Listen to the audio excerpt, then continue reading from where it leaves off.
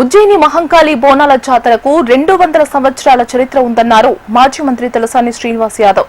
బోనాల జాతర వైభవంగా జరగడం సంతోషకరమన్నారు. రైతులందరూ సుఖ సంతోషాలతో ఉండాలని కోరుకున్నట్లు చెప్పారు. ఉజ్జయిని మహంకాళి జాతర ఉదయం 4:05 ప్రారంభం కావడం జరిగింది. గడిచిన ఒక నెల నుంచి మరి ఇక్కడ ఉన్నటువంటి అధికారులు కానివ్వండి, స్థానికంగా ఉండేటువంటి పెద్దలు కానివ్వండి,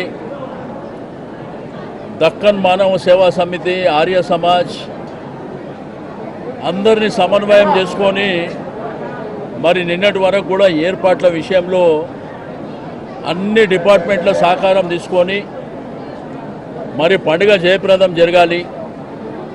ఉజ్జయిని మహంకాళి జాతరకు, మహంకాళి అమ్మవారికి 200 సంవత్సరాల చరిత్ర ఉంది.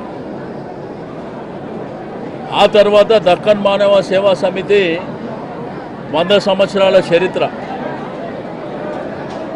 దీంట్లో ఏంటంటే మీకు అందరికీ తెలుసు,